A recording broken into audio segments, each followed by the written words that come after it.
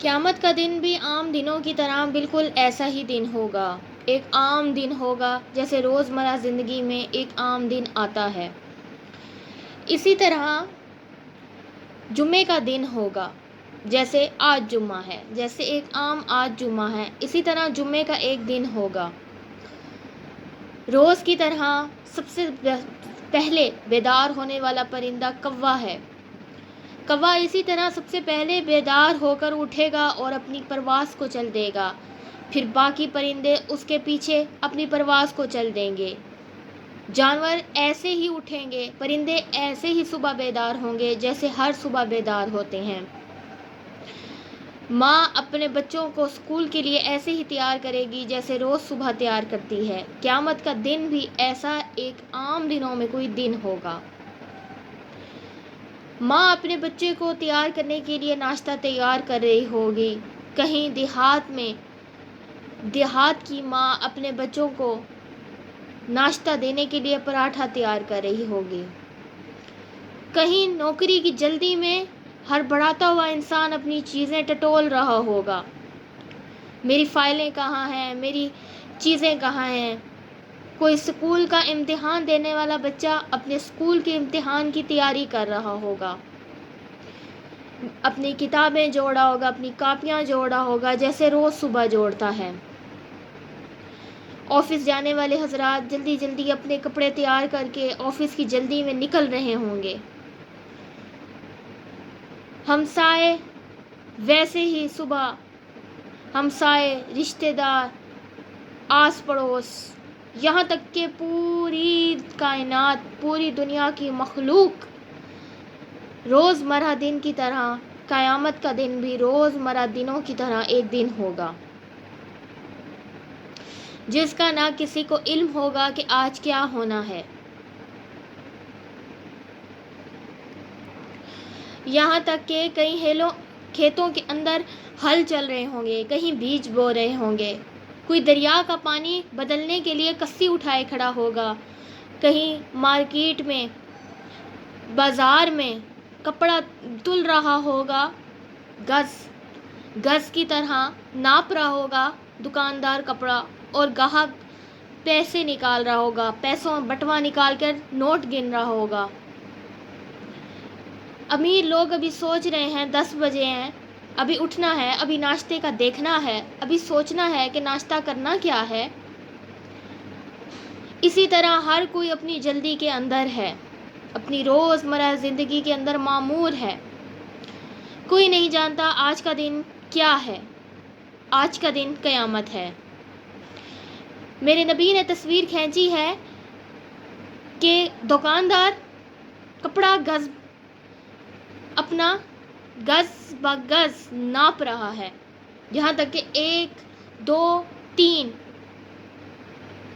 اور گاہک بٹوا نکال رہا ہے نوٹ گننے کے لیے کہ ایک زوردار آواز آئے گی، ایک زوردار آواز آئے گی جو ہر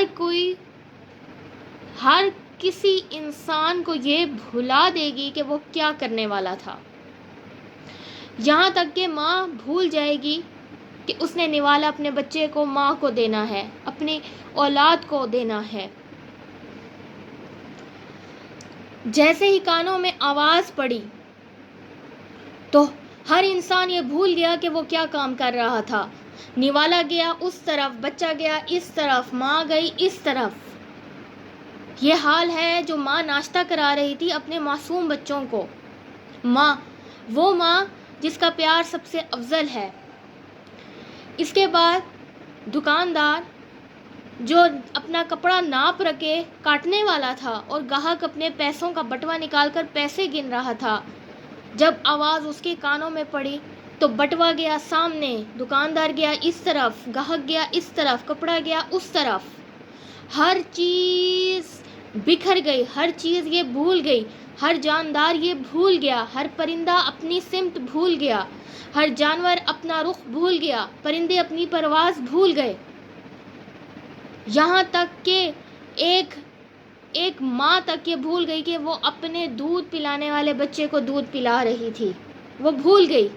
اس نے اپنا دودھ پیتا ہوا بچہ پھینکا سامنے، خود گئی اس طرف، بھول گئی کہ وہ کیا کر رہی تھی. یہ ہے قیامت کا منظر. ابھی آغاز ہے، ابھی صرف ایک آواز سنی ہے اور انسان کی تمام ذہنیت یہ بکھلا گئی ہے کہ وہ کیا کرنے والا تھا. ابھی تو صرف ایک آواز سنی ہے. جیسے ہی ایک آواز سنی، سب لوگوں نے اپنی موت کا منظر، اپنی موت کا پنجہ اپنے گلے میں، گردن میں محسوس کرنا شروع کر دیا کہ آج موت ہے. ہر کوئی ہڑبڑاہٹ میں بھاگنے لگا، ہر کوئی اپنی جان بچانے لگا. ہر کسی کو یہ بھول گیا کہ وہ اس دنیا میں کیا کرنے آیا تھا یا کیا کام کرنے جا رہا تھا.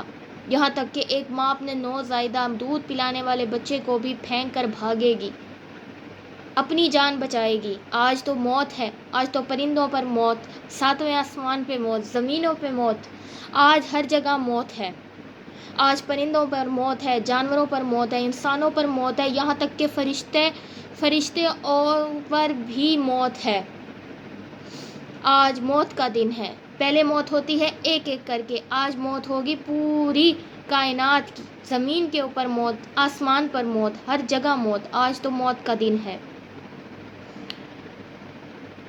ایک آواز نے سب کو ہڑبڑاہٹ میں ڈال دیا.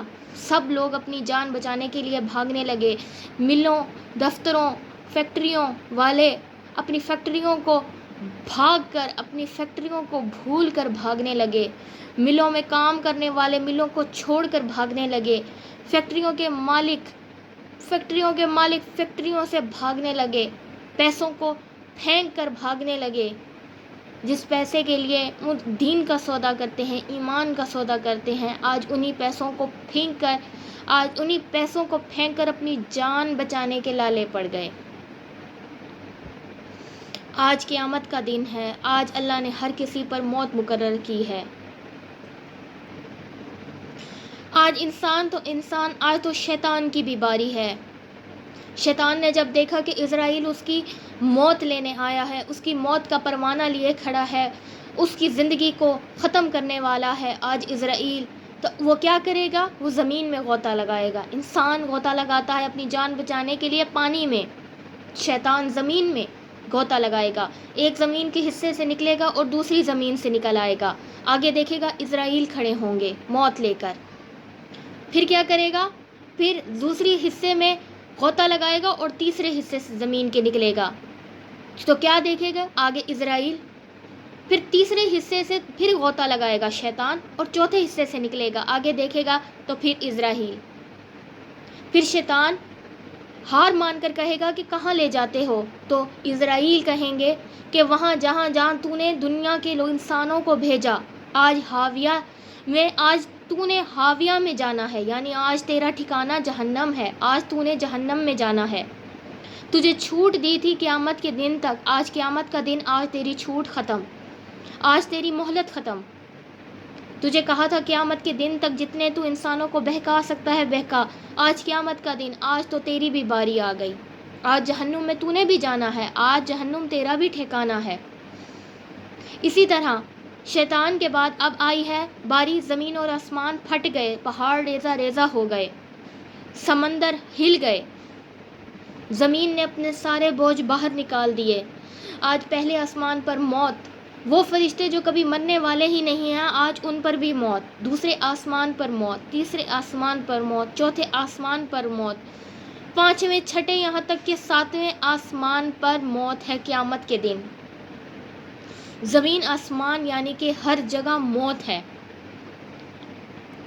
پھر میرے اللہ پوچھیں گے کون باقی ہے؟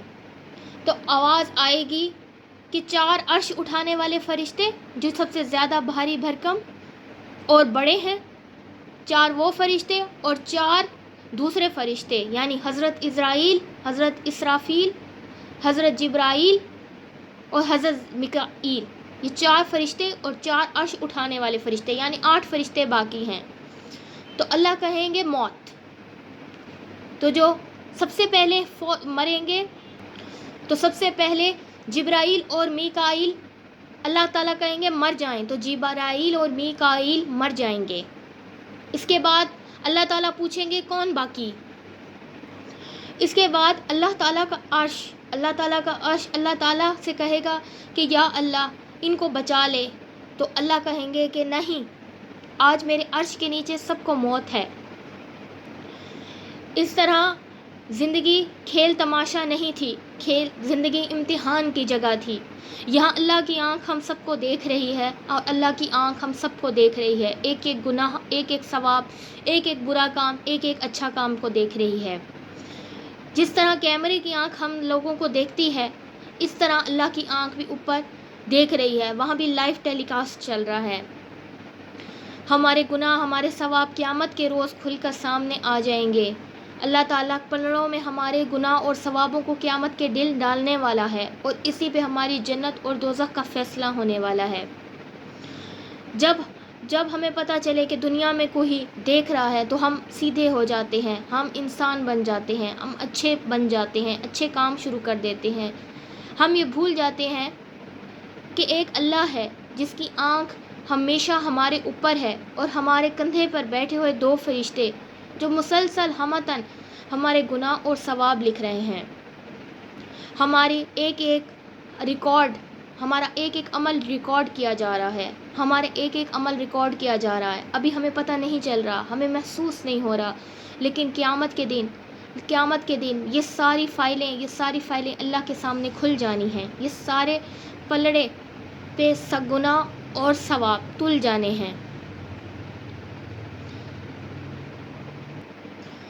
اللہ تعالیٰ نے کہا ہے کہ میں تمہاری شاہ رگ سے زیادہ قریب ہوں، یعنی ہم جب بدکاری کریں یا اچھا عمل کریں اللہ دیکھ رہا ہے، ہم ناپ تول میں کمی کریں یا ناپ تول کو پورا کریں اللہ دیکھ رہا ہے، ہمارے سجدوں کو اللہ دیکھ رہا ہے، ہمارے گناہوں کو اللہ دیکھ رہا ہے، ہمیں شراب پیتا ہوا اللہ دیکھ رہا ہے، چاہے ہم چھپ کے پئیں، ہم کمرے میں چھپ کر پئیں، کس جگہ مخفی ہو کر گناہ کریں اللہ ہمیں دیکھ رہا ہے،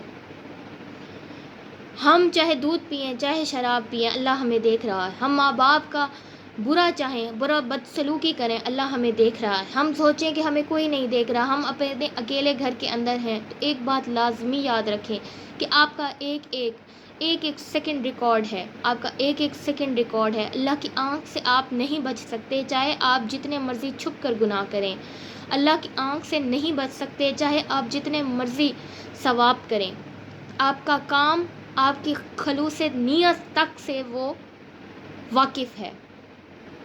زبان تو الگ بات ہے، آپ کے دل کی نیت سے بھی واقف ہے، اگر آپ دکھاوا کر رہے ہیں یا اچھا عمل کرنے کا دکھاوا بھی کر رہے ہیں تو وہ آپ کے دل کی نیت سے واقف ہے، دلوں کے حال سے اللہ واقف ہے۔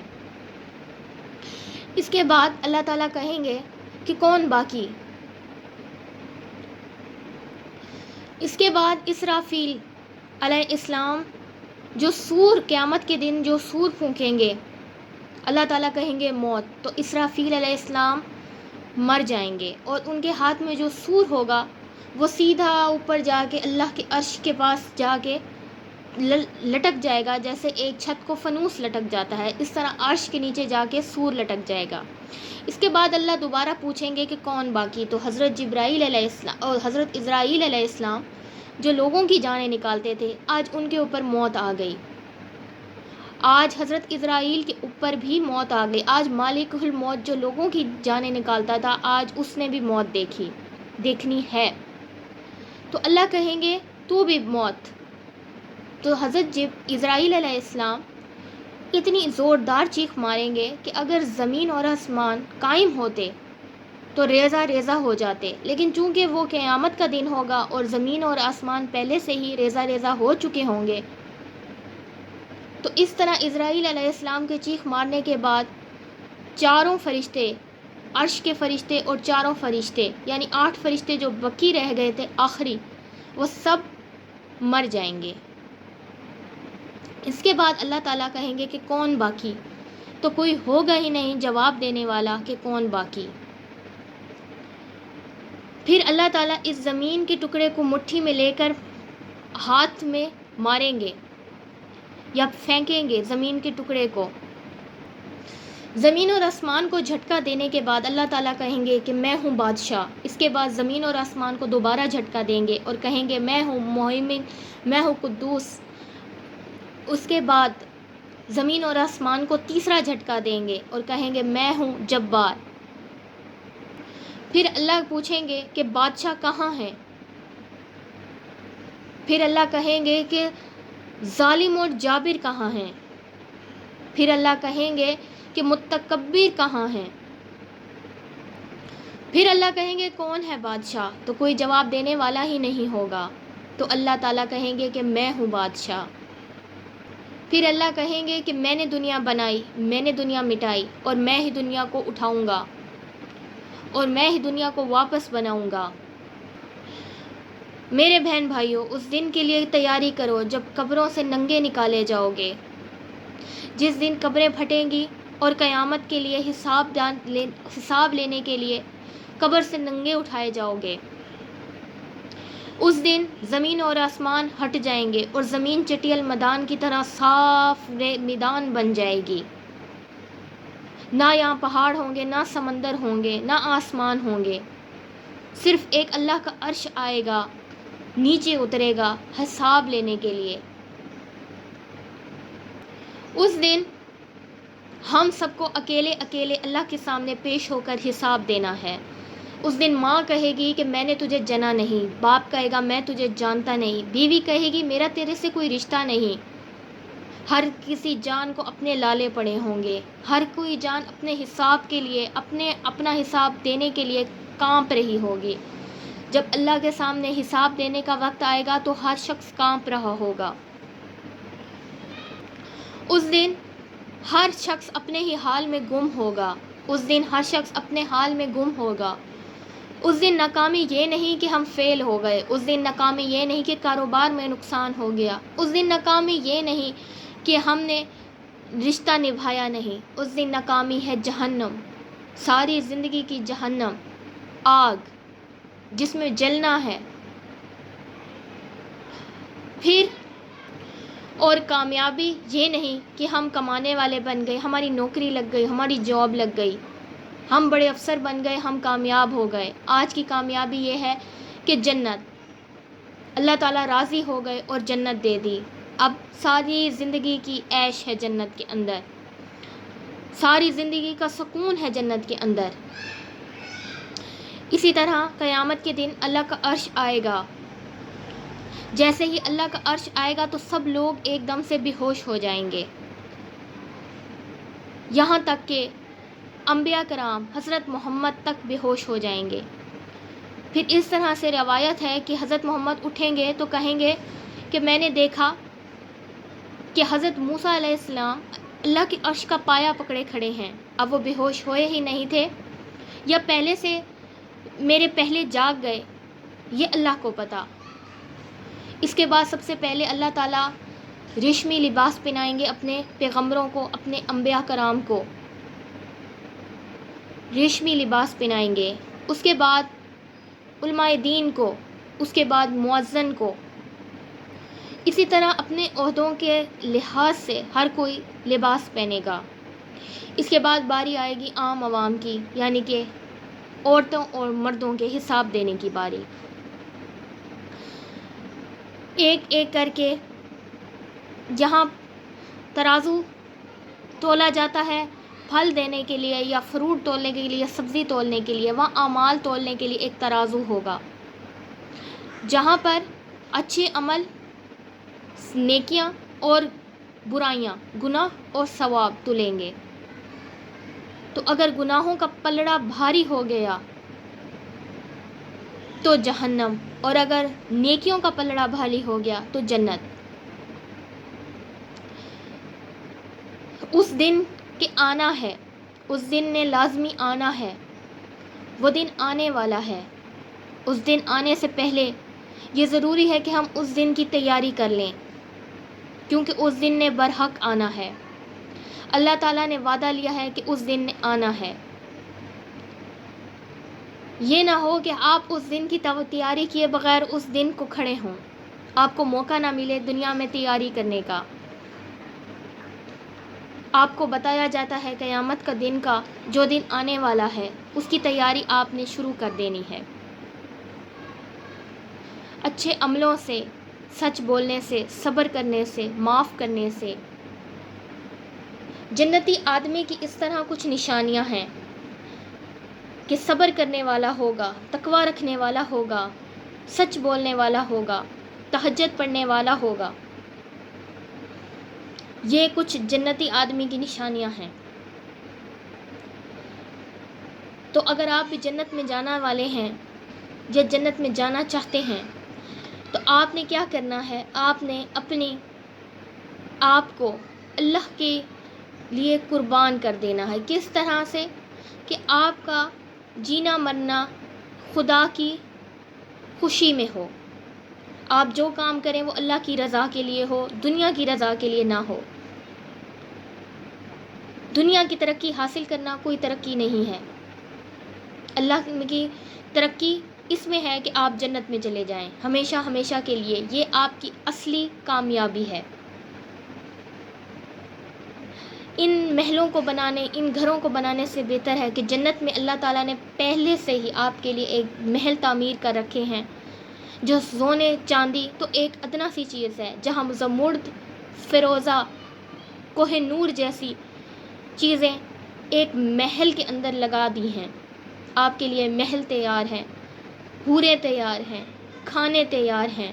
ہر چیز اللہ تعالیٰ نے پہلے سے تیار کر کے رکھ دی ہے. ایک لگژری لائف سٹائل جو آپ کو دنیا میں کبھی کہیں مل ہی نہیں سکتا. چاہے آپ کروڑوں اربوں روپے تک خرچ کر لیں، آپ اس لیول کو نہیں پہنچ سکتے جو اللہ نے آپ کے لیے جنت میں تیار کر رکھا ہے. تو بہتر یہی ہے کہ جنت میں جانے کے لیے سامان تیار کریں. دنیا میں آپ جتنا بھی عالیشان گھر بنا لیں، آخر موت ہے. کتنے دن ہم رہ سکتے ہیں؟ 5 سال، 10 سال، 20 سال، 25 سال، 30، 35، اس کے بعد قبر. ہمیشہ زندگی یہاں نہیں ہے. یہاں ہمیشہ کی زندگی نہیں ہے. یہاں ایک ایک کر کے موت ہے اور قیامت کے دن ساری کائنات کی موت ہے. ہر ایک کو اپنی موت سے گزرنا ہے. تو بہتر یہی ہے کہ ہم اس دنیاوی لگژری، دنیاوی پیسے، دنیا کی لالچ کو چھوڑ کر ہم جنت کی لالچ شروع کر دیں. ہم جنت کے لالچی بن جائیں. ہم اللہ تعالیٰ کی خوشنودی کے لالچی بن جائیں. ہم اپنے افسر کو خوش کرنے کے لیے اتنی تیاریاں کرتے ہیں، ہم اللہ کو خوش کرنے کے لیے اپنی زندگی بدل دیں.